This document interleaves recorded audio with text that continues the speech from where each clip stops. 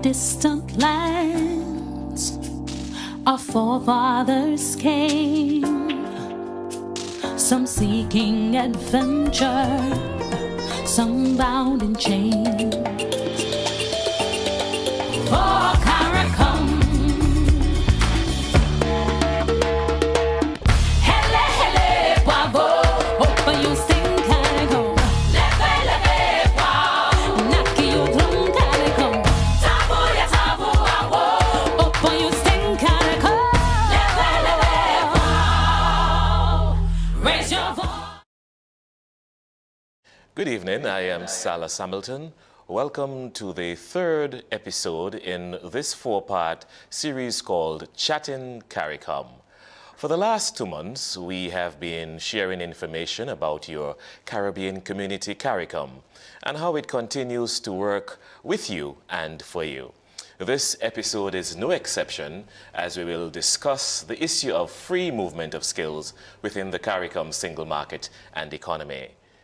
On this evening's panel is the Barbados Ambassador to CARICOM, Mr. Robert Morris, and the Officer in Charge of the CARICOM Secretariat CSMA Unit, Ms. Gladys Young. Good evening, panel. Good evening. I also take this opportunity to welcome the studio audience here at the Caribbean Media Corporation, CMC, in Barbados. Some of you have been with us from the first episode and have brought along friends. Others have come for the first time. Welcome those of you who are here this evening. We also welcome our online and television audiences across the region and around the world. Chatting CARICOM is designed to continue the engagement on regional integration, to give visibility and update on the regional projects, and take questions from our studio audience and our television and online audiences via the phone and Facebook. Thanks to the European Union for its assistance in facilitating this series. Stick around for the next 60 minutes as we begin Chatting CARICOM. From many distant lands our forefathers came, some seeking adventure, some bound in chains. Every day across the Caribbean, non-food goods made locally, regionally, and internationally make their way into the hands of consumers. And from time to time, some of those goods may be defective and might actually cause harm. The CARICOM Rapid Alert System for the Exchange of Information on Dangerous Non-Food Consumer Goods, CAREX, has been set up to protect you. If you receive dangerous goods, you can file a complaint with your local CAREX contact point, or you can log on to www.carex.caricom.org and fill out the online form. The relevant agency will investigate, and once that is complete, the CAREX system will alert other countries in the region so that consumers will be protected from goods that pose a serious risk. For more information and to see the categories of goods covered under the system, visit www.carex.caricom.org or contact your local CAREX contact point. The CARICOM Single Market and Economy. Make it work for you.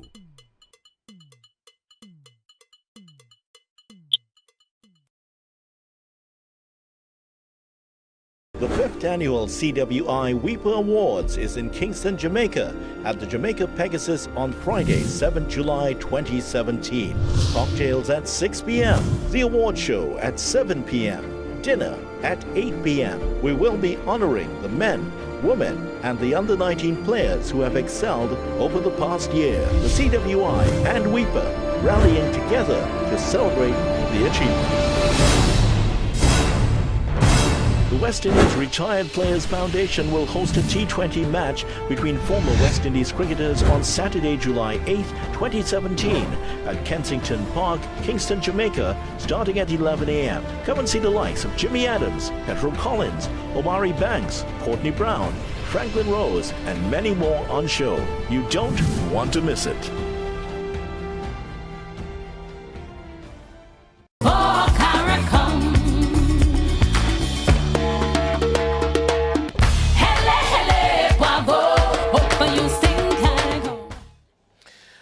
Welcome back to Chatting CARICOM, and we're here live at the studios of the Caribbean Media Corporation.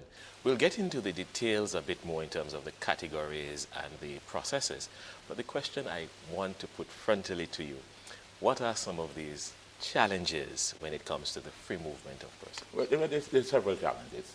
Quite frankly, the first one is that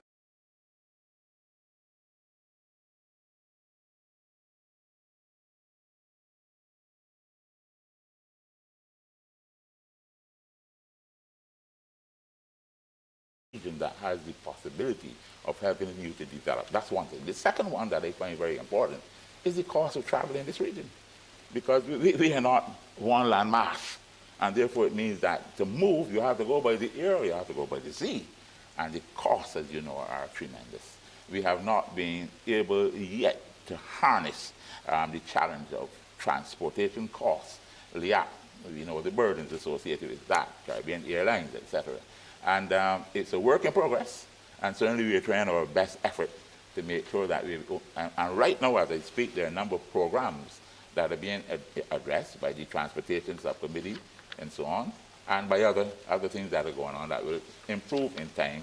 But those, to me, are the major ones. A mindset, first of all, and secondly, the issue of transport. There are the smaller things that, in terms of attitudes and so on, that are still not where we want them to be, and that we still think that to some extent people see others from not in their own country, their own nation state. Not quite a foreigner, but somebody who is coming in. That is still one of the problems. Some persons may say, Ambassador, that the small thing you referred to in terms of attitudes might be the biggest thing, but we'll come back to that. Miss Young, what I would love to ask, Ambassador spoke about the categories.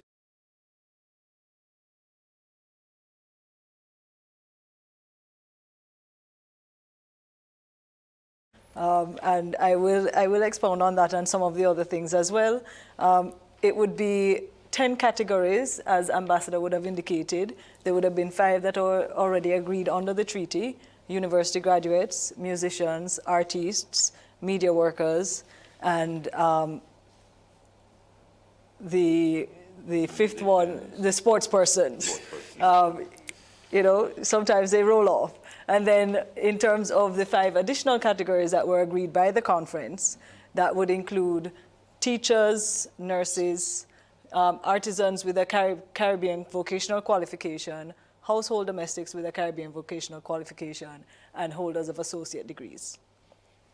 So those are the 10 categories of skilled nationals that are eligible to move. But I should include as well that the whole aspect of movement of CARICOM nationals is not just related to movement of labor in terms of skills, but it also includes movement of service providers, as well as movement under the right of establishment. Persons who want to establish a business, CARICOM nationals who want to establish a business or establish a presence in another member state are also able to move, and they are able to move their managerial, technical, and supervisory staff, and also persons that are service providers, either in their own right as self-employed, or persons who are part of a company, a CARICOM national, a company that qualifies as a CARICOM national, are also able to move once they are CARICOM nationals.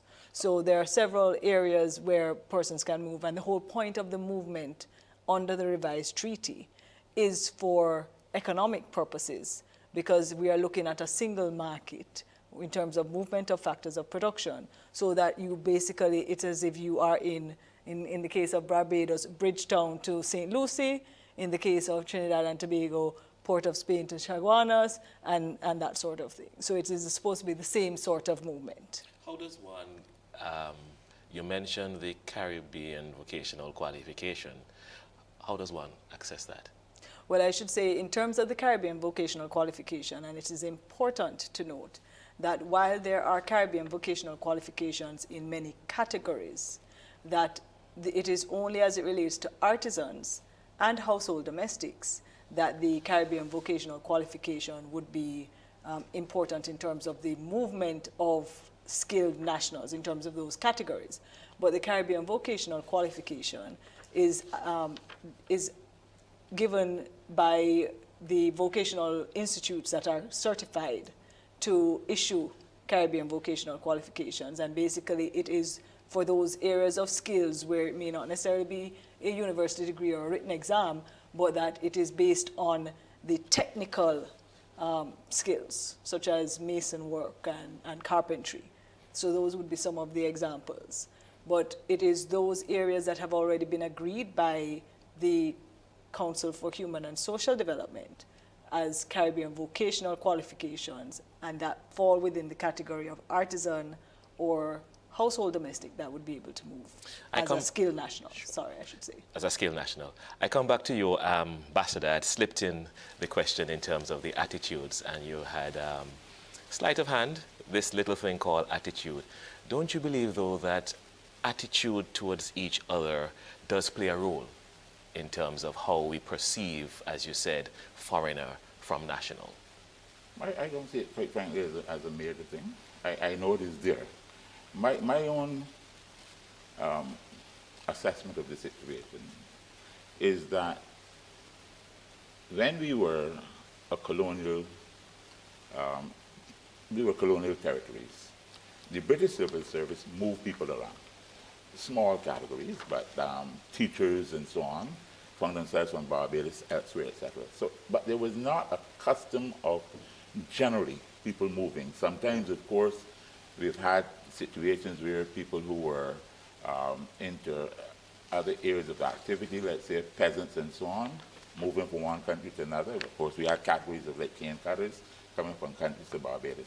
But I don't think we have sufficiently over the years emphasized that people should move.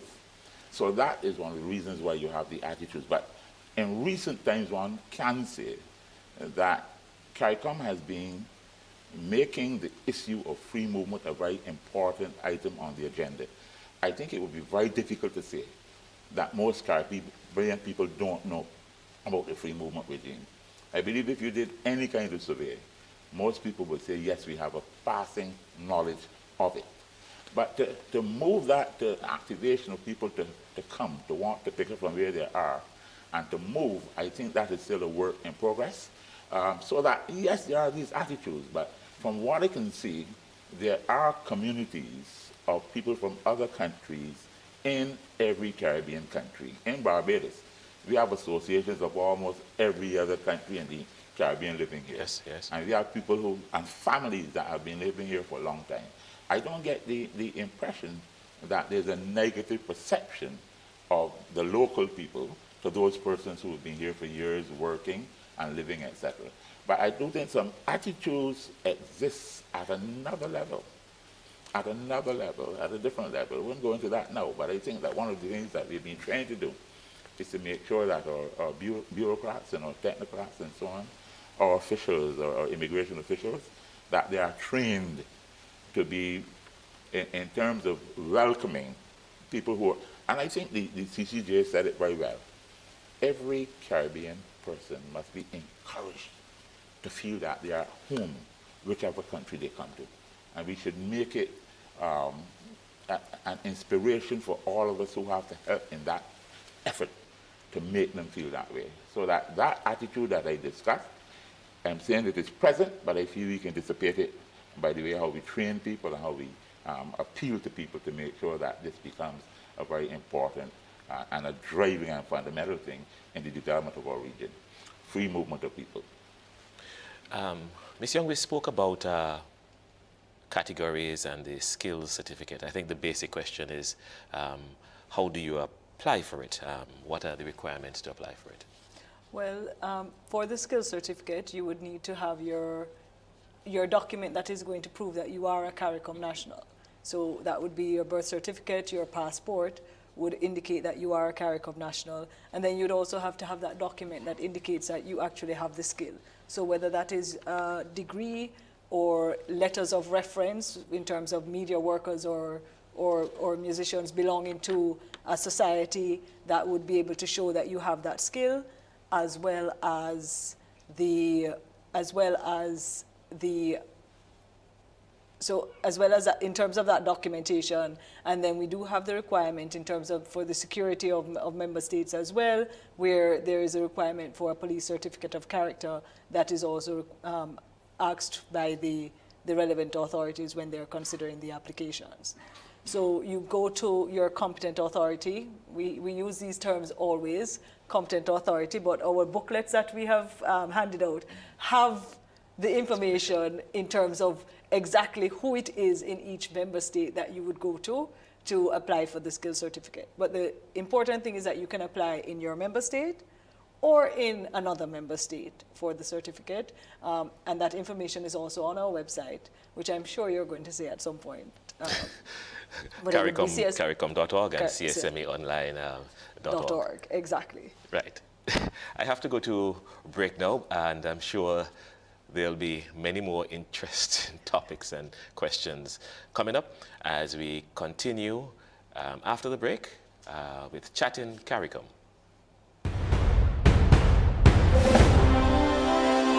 From many distant lands, our forefathers came, some seeking adventure, some bound in chains. Beautiful Barbados and 4D Entertainment welcome you to the Flow Soca on the Hill, Sunday, July 23rd, 2017, where the mega stars of Crop Over 2017 assemble with the Caribbean band, Patrice, Skinny Fabulous, Ricky T, Orlando Octave, and Ultimate Rejects to bring you the world's greatest soca party, the Flow Soca on the Hill. Let's gather the people. One aim of the CARICOM Single Market and Economy, CSME, is for CARICOM nationals to be able to move in the region, to seek work, to visit, to establish a business, or to provide services. CARICOM also provides a complaints procedure which allows you to report any instances where you have experienced difficulty in accessing your rights, either on arrival or once in the country. Simply complete the form provided online and at a number of locations. Submit it to the CSME focal point in your home country, the country where you had an issue, or via the web. The complaints procedure works to safeguard access to CSME for all CARICOM nationals. For more information, visit csmeonline.org or call your local CSME authority. The CARICOM Single Market and Economy. Make it work for you.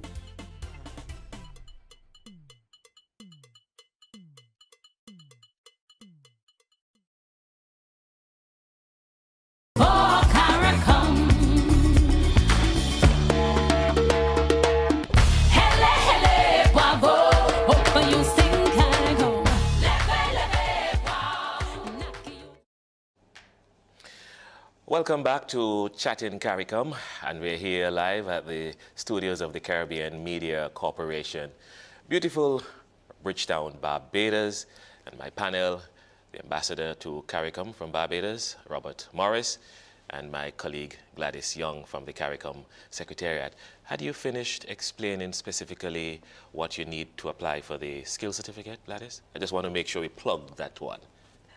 Yes, Salas, and as I said, anything else can be found online as well as in the booklets that we have on free movement and work, in the travel and work in CARICOM, Okay. which have been distributed to all member states. We hear something called hassle-free travel. Ambassador Morris, Miss Young, which one? What is hassle-free travel? Is it really hassle-free? Quite frankly, we have thousands upon thousands of people who travel through the Caribbean for different things, for different reasons. And the idea of hassle-free travel is that there should be really no impediments for people who want to travel the region, whether they're coming as tourists and visitors, or whether they're coming on their skill certificate, whether they're coming to work, whether they're coming to provide service. As few impediments as possible should be put in their way. And I do not know that there is a high percentage of obstruction in terms of that hassle-free travel. But I do know that there are instances which, once they occur, they are treated by the press in a very serious way. And they sometimes project a negative view of what is happening in the region. Statistically, I would say that the numbers of people who can complain, because there's a procedure for them to complain, if there have been some kind of obstruction in their movement, statistically small. But I will also make the point that one hassle-free case is one too much. And that reality is that we want people to feel that they can move across this region and not to suffer obstructions in that movement. They should feel comfortable when they leave their country and come to the borders of another country, only under very, very, very restricted circumstances should there be any kind of difficulty in facilitating their free movement. So I think that is what we're talking about. Movement with as little obstruction as possible. Assistance in helping people to move from place to place to do their business or to enjoy the Caribbean in any way that they want to. Gladys, I see you wanted to go there, but we're going to go to a comment online from Mr. Samuel Johnson, who says good night to the panel. And he is interested to know how on-the-job discrimination is dealt with by CARICOM for workers with a CSME certificate. He's aware most countries have anti-discrimination labor laws. However, he is specifically interested with what CARICOM has in place to deal with this issue. In terms of this movement of labor that come and work? Yes. Labor laws? Yes. He's specifically talking in terms of on-the-job discrimination if you have your CSME skills certificate. And I would assume it's what the national country has in place. I would think it's what the national country has in place, as well as I'm not, you know, I would always ask for more information. If it is discrimination on grounds of nationality, there are measures in place. The treaty would have measures in the treaty that say that you should not discriminate on the grounds of nationality only, and that you should not treat one more favorably than another in terms of member state or third person.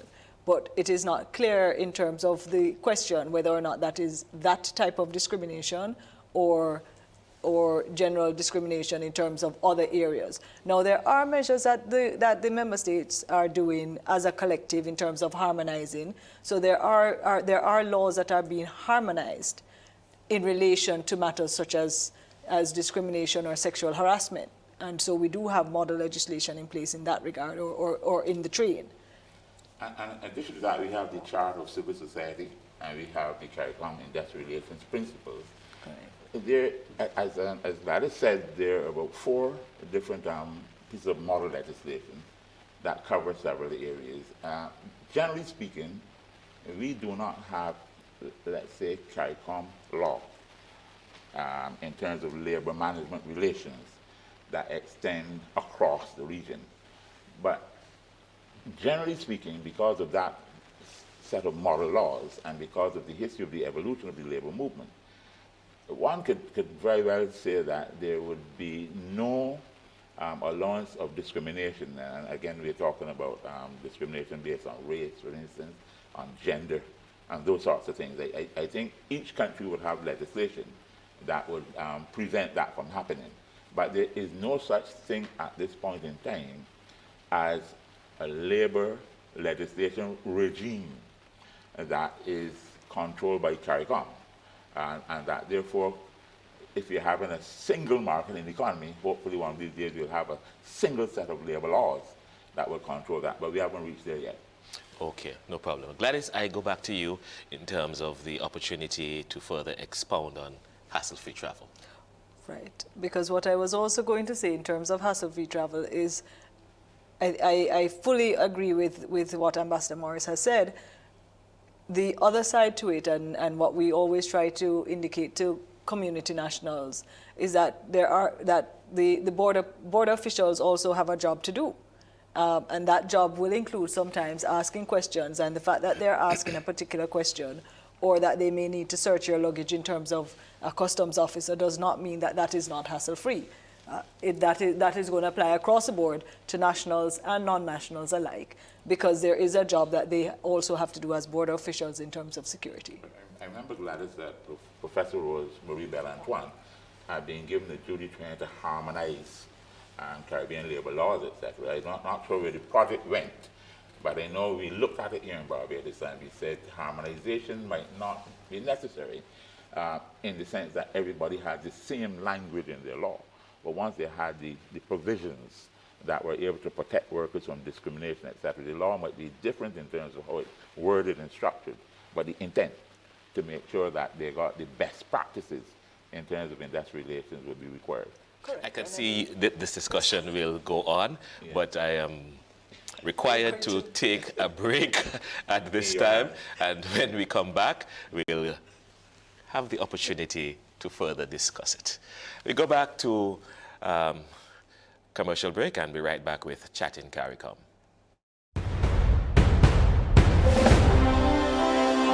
From many distant lands, our forefathers came, some seeking adventure, some bound in chains.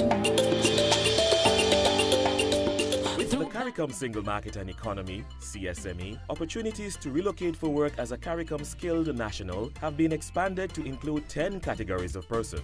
2 of those categories are artisans and household domestics holding a Caribbean Vocational Qualification, or CVQ. A CVQ is a certificate you can apply for based on how well you do your job. If you are certified as a household domestic, including housekeepers and home health workers, or an artisan, including persons in the building trade, craft persons, and machine operators, you could be eligible to move for work. CVQ standards have been developed with regional employers, so your skills will be recognized wherever you go. Contact your national training agency to find out about CVQs for artisans or household domestics, or visit csmeonline.org for more information. The CARICOM Single Market and Economy. Make it work for you.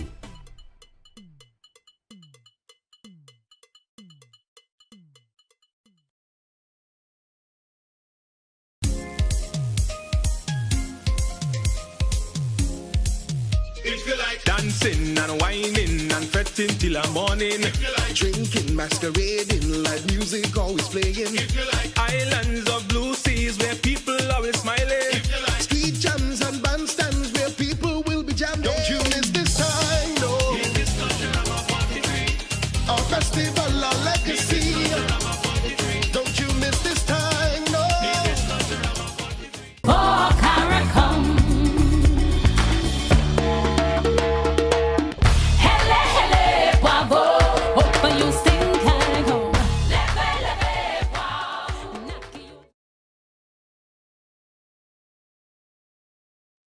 Chatting CARICOM, and as always, the time goes so quickly because we are halfway.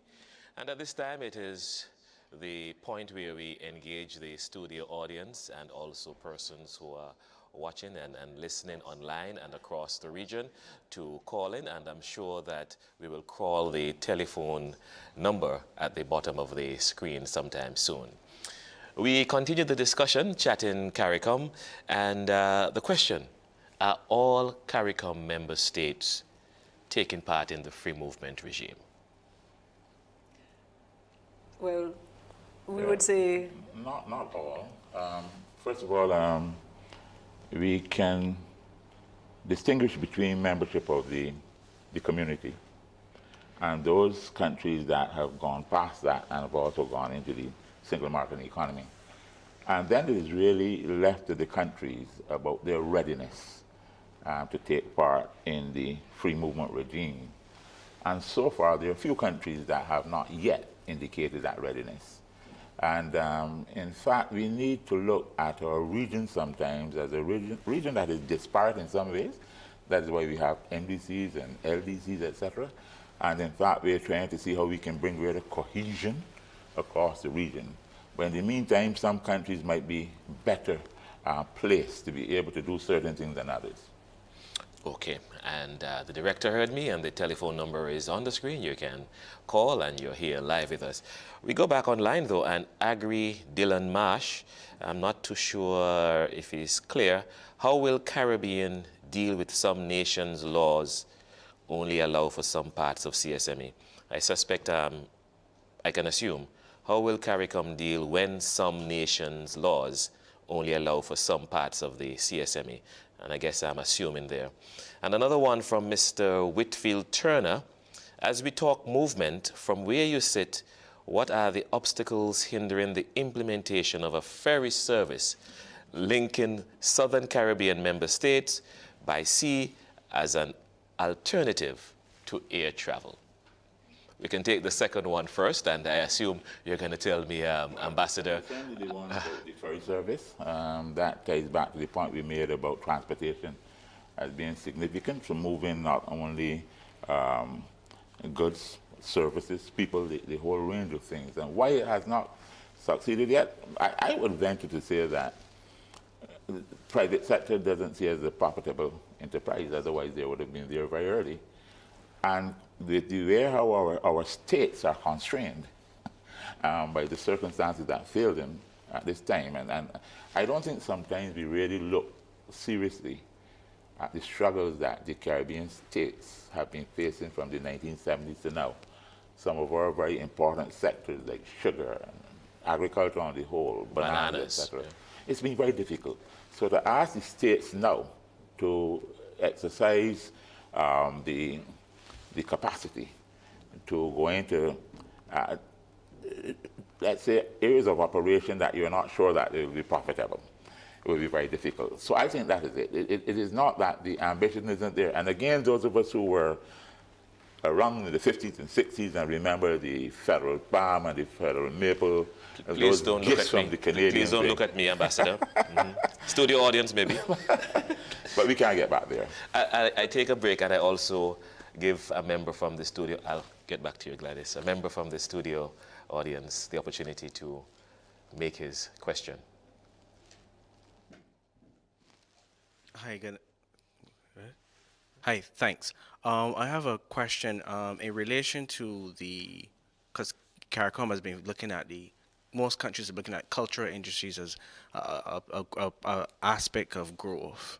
Now, we've talked about free movement of, as you said, all the categories, but have you done an analysis of those who party for pleasure? Because, for example, Jamaica had their recent carnival. There was an influx of Trinidadians and Barbadians, even persons who have vets here who actually went to Jamaica, partnered with someone there to have a version of that in that country. So in essence, you have my demographic who are moving for the mere fact of pleasure, culture of the different Caribbean country, you say in Trinidad for their carnival. So has CARICOM looked at that from an analytical standpoint in relation to capturing the attention of the youth in relation to CSME and twinning that with culture in relation to moving for pleasure, for carnival, for fetes, and whatnot? Okay, so the question, as I understand it, is in terms of the tying the cultural industries and the fact that persons are moving, whether you want to call it for pleasure or as consumers of services, because there are functions that are taking place, concerts, etc., parties that people would want to attend, and whether or not we are looking at that in terms of the analysis that is being done.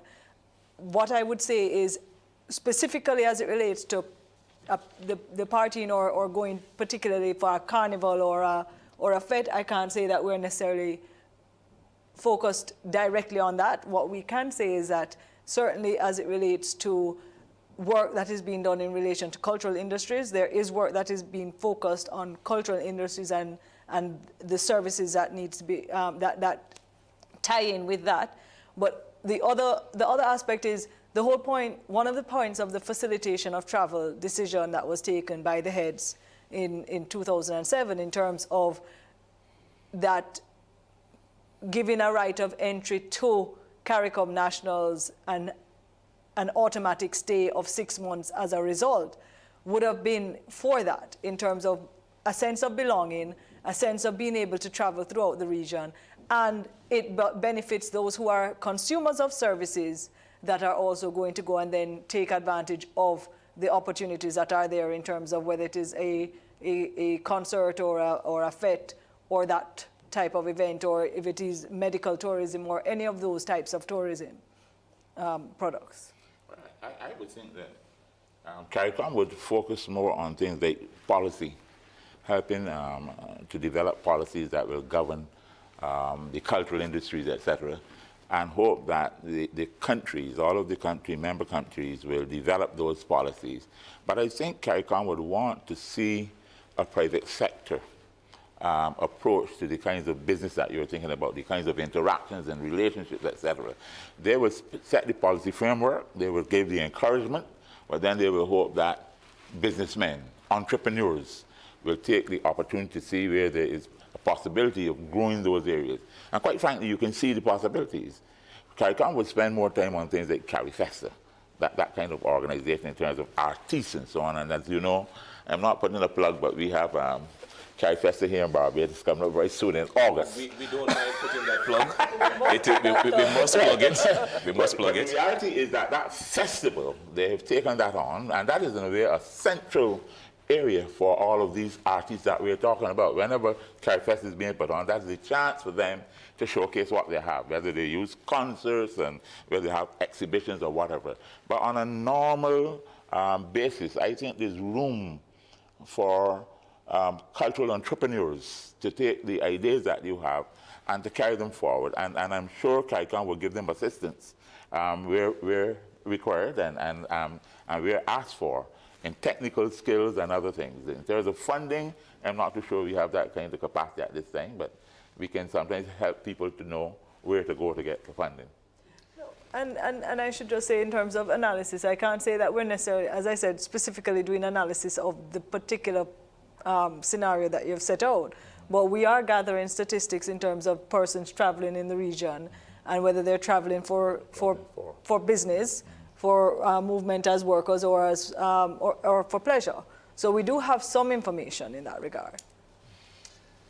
But there was a question, Salas, yes, that we were supposed to respond to. Yes. Which is, what is CARICOM doing in relation to, I think it's the member states and CSME laws? Yes, but I was assuming a lot. It was from Agri Dylan Marsh. I'm assuming he's saying, how will CARICOM deal with some nations whose laws only allow for some parts of the CSME? Right, but I'm assuming. And we're assuming that, but what I would say is that it is important at least to say that we are undertaking right now a review of the CARICOM single market and economy. That has been on the agenda of the last few meetings of the conference, and that a lot of work has been done in terms of that review to take stock of where we are in the CARICOM single market and economy, recognizing that it is, as your Prime Minister said, a journey that is taking us to that level of growth and development of the CARICOM countries, but that we are doing the review, and that is assisting us in seeing where member states are in terms of their implementation, as well as what are the challenges that member states are facing in implementing whether it is laws or because sometimes it's not just about the law, it's about ensuring that you also have the institutional structure, which may be a cost factor as well. Okay, thanks very much. Ambassador, I have to take a break. Ambassador, I have to take a break, and I'll come right back to you afterwards. Here on Chatting CARICOM, we do our best to answer all questions. Last time, someone had asked about labeling, and we did find the information on the CARICOM Regional Organization for Standards and Quality, and we did place it on our Facebook page. So questions that we can't answer within 50 minutes, we will follow up and make sure that you have as much information as possible. Chatting CARICOM continues right after this. From many distant lands, our forefathers came, some seeking adventure, some bound in chains. The 5th annual CWI Weeper Awards is in Kingston, Jamaica at the Jamaica Pegasus on Friday, 7 July 2017. Cocktails at 6 p.m. The award show at 7 p.m. Dinner at 8 p.m. We will be honoring the men, women, and the under-19 players who have excelled over the past year. The CWI and Weeper rallying together to celebrate the achievements. The West Indies Retired Players Foundation will host a T20 match between former West Indies cricketers on Saturday, July 8, 2017 at Kensington Park, Kingston, Jamaica, starting at 11 a.m. Come and see the likes of Jimmy Adams, Petro Collins, Omari Banks, Courtney Brown, Franklin Rose, and many more on show. You don't want to miss it.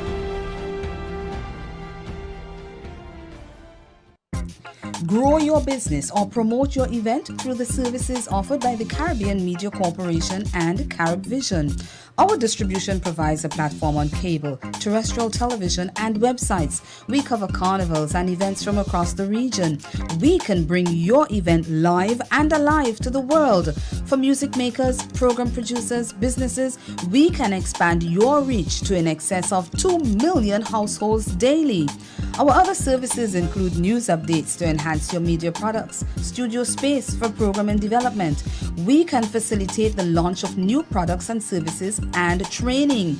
Contact us and we will help you unleash your creative ability, develop products and services, and provide the medium to watch them grow. Contact Loretta Skeet at cmccaribbean.com or call her 1-246-467-1044 or 1-246-253-3889. Call and book your carnival or event today. For CARICOM. Hele, hele, bravo. Open you sing CARICOM. Leve, leve, wow. Welcome back to Chatting CARICOM. Here with us in the studios at the Caribbean Media Corporation in Barbados. We have Ambassador Robert Morris and my colleague Gladys Young from the CARICOM Secretariat and studio audience. I promised Mr. Morris to let you speak for 30 seconds on the extensive CSME review because we also have some other questions online and a burning one I need to ask in terms of this CARICOM complaints procedure. But first, you. Yes, thank you very much, Silas. But I want to make the point, Gladys had talked about the review of the single market and economy. And I think you're all aware that my Prime Minister is in the cabinet, as we call it, of CARICOM. He's responsible for single market and economy. And he's made the point all the time that integration is not a destination, it's a journey. And therefore, you have to review constantly. And in COTED and at the heads of government, we are looking very, very closely at that review. And quite frankly, our colleague Wanda is from Suriname in the CSME unit. I've seen her doing some work, the spreadsheet that she sends out, following up to make sure that people are doing what they should do. And they've now given us some timelines to do certain things, 6 months, 1 year, and whatever. So I want the public to know that contrary to what people are saying, this CSME is very much alive. It's a hive of activity, things happening all the time, at the bureaucratic level, at the administrative level, and so on, right through the Caribbean. All the ambassadors are working in the committee of ambassadors, etc., to make sure that we can satisfy our leaders, first of all, but then more important than that, our populations, our people, our citizens. They're the ones who must get satisfaction that something is happening. So once we get the statistics and we're able to put it out there, these are the things that we have done. And also we have our strategic plan, which is going to be going by measurement and evaluation to let you know where you are. You said you want to do something, have you achieved it? And how long you have taken to do it, and so on. So it's that measurement issue that is very important. We're looking at the different regimes and we're measuring our progress in terms of how we handle them. And I know, Silas, that you're going to go on, but just also to say that, as Ambassador said, in terms of the people are the users of the system. The CARICOM is about setting up the framework, but really and truly it is for the private sector and labor and others to use the system. And so it is important that they are involved in the consultations and in the review, and that we get the feedback from them as well in terms of how the system is working. Fine. And maybe that will segue into the complaints procedure, because Alana Allen is asking online. I sometimes wonder, though, colleagues, if maybe persons are looking at the cheaper method, even though it's toll-free, the call, of just sending in your questions online. Sometimes I wonder that. Alana Allen is asking, what about the inconsistent application of the 6-month entry rule? Also, the absence of a framework for service providers traveling.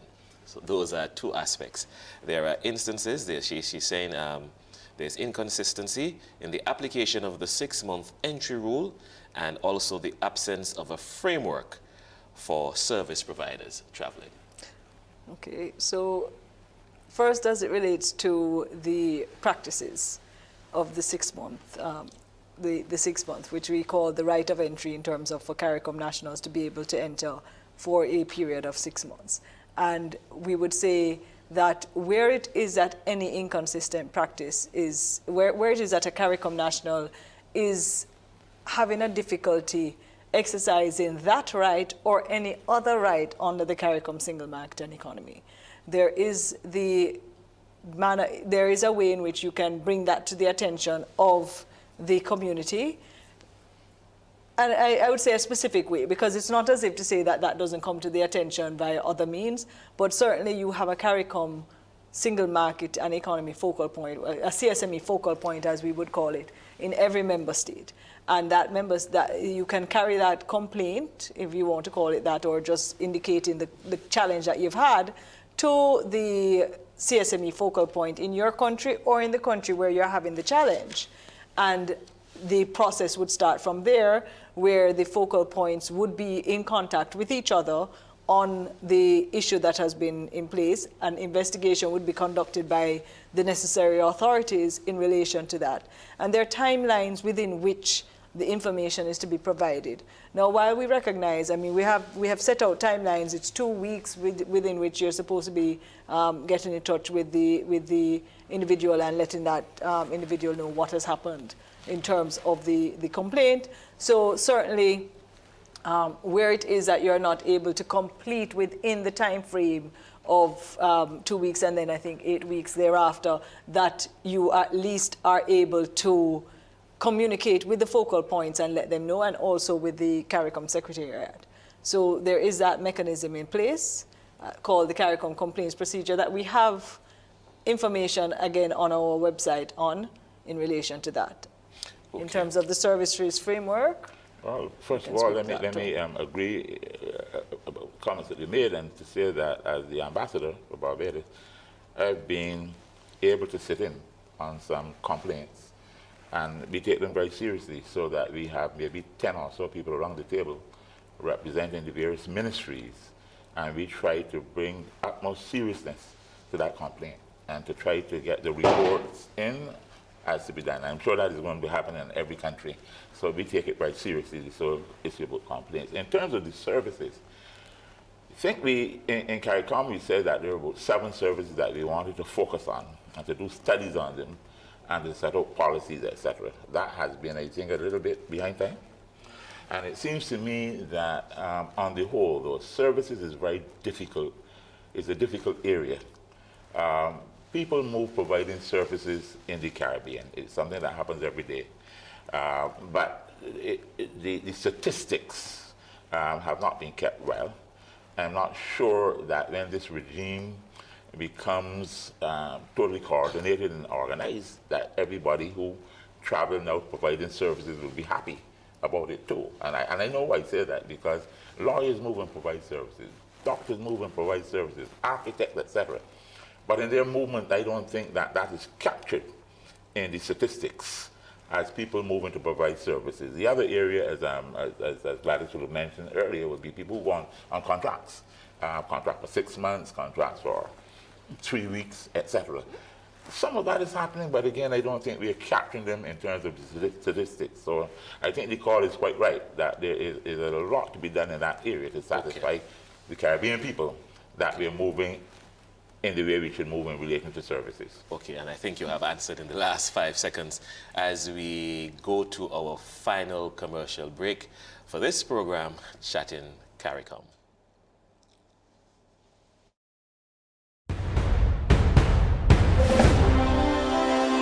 From many distant lands, our forefathers came, some seeking adventure, some bound in chains.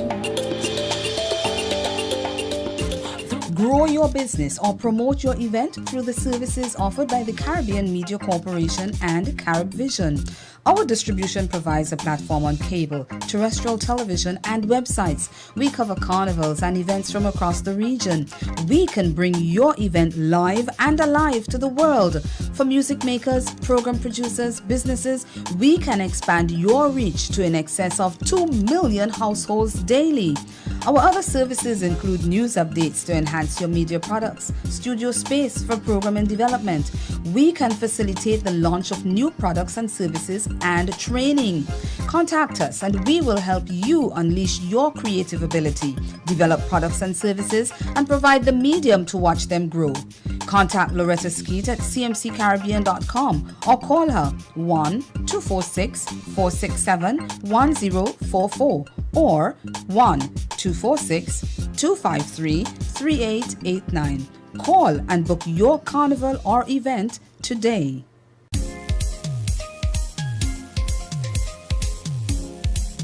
If you like dancing and whining and fretting till the morning, if you like drinking, masquerading, live music always playing, if you like islands of blue seas where people always smiling, if you like street jams and bandstands where people will be jamming, don't you miss this time, no. In this culture I'm a 43, our festival, our legacy, don't you miss this time, no. In this culture I'm a 43. For CARICOM. Hele, hele, bravo. Open your sting CARICOM. Leve, leve, wow.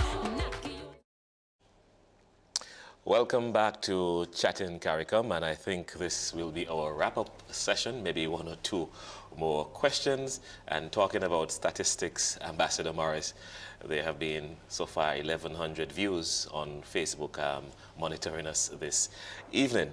Here's a quick one I wanted to get off Gladys.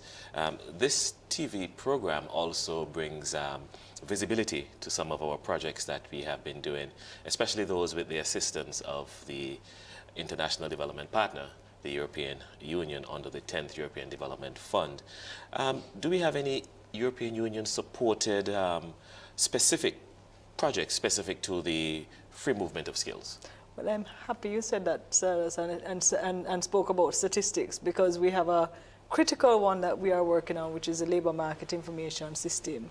That is one that that will basically facilitate in terms of knowing where the skills are needed and where the skills are available, because it is going to combine, it is looking at the Social Security, the statistics offices, and the ministries of labor, or the labor departments, to look at what are the skills that are available, and they will be doing those statistics based on all sorts of data, household, the labor force surveys, establishment surveys, to see what is, and their various indicators. So that is an important project, and it's linking all of the member states that are participating in the CARICOM single market and economy.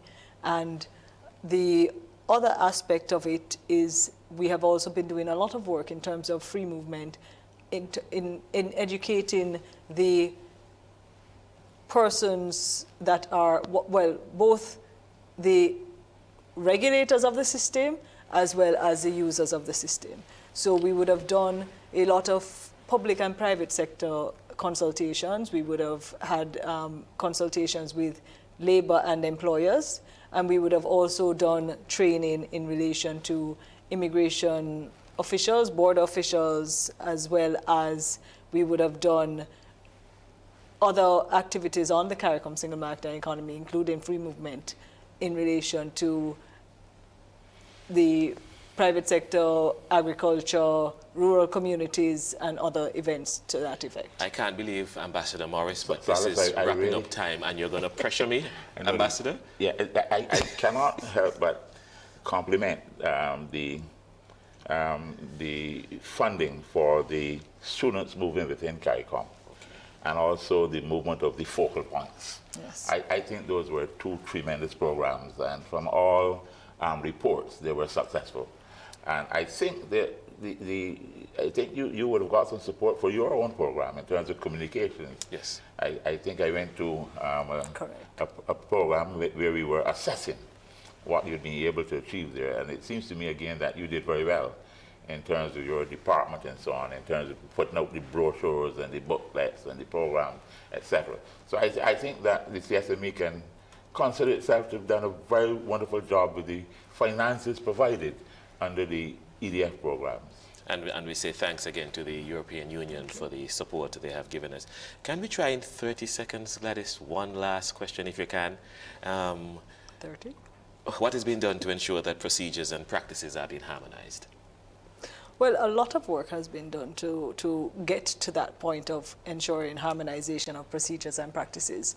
We've done work on the various projects, and I don't want to start to get into project names, but we've done work to facilitate that, and one of the outputs of that would be the CSME application processing system, which we're hoping that member states will all take on board. And because that's an that would online allow, system? it's an online system that persons who are applying for a skill certificate would be able to apply online, and they would be able to carry that straight through online in terms of uploading their documentation, so that the member state that then conducts verification would be able to easily see all of that documentation online. Ambassador Morris, 20 seconds in your wrap-up comments. In summary, let me say this. The largest project in terms of the future of this region is the movement of people regime. I think it's a fundamental thing for two reasons. One is, well executed, it can give the people of the Caribbean a sense of belonging. This is my space, not the geographical entity into which I was born, but this is my space. That's the first thing. The second thing is, I think that our resources have been human resources, basically. Few countries have other resources, but our major resource is the human resource. And we have to be able to take that human resource and move it across our region. We have populated other countries with it. We sent people to Canada or America, and they've done very well to help build those countries. We have to let those people build our region now. I think it's very important. Thanks ever so much for that comment. All of the viewers online, there have been so many questions. We promise to continue the conversation online, and we'll try to respond to them as much as possible. And I think, Ambassador Morris, we'll allow your final comments to cover all of us here on the panel, because it is so succinct and so meaningful that the richness of the region comes out in its peoples. Thanks to the studio audience, thanks to CMC, thanks to my colleagues, the CARICOM Secretariat, those of you who are viewing online, those who will be viewing, of course, the delayed broadcast on the terrestrial systems across the region. Thank you ever so much. Chat in CARICOM, we will certainly let you know. Watch this space for the final in the 4-part series of Chat in CARICOM, where we'll engage you once again on matters relating to the regional integration movement.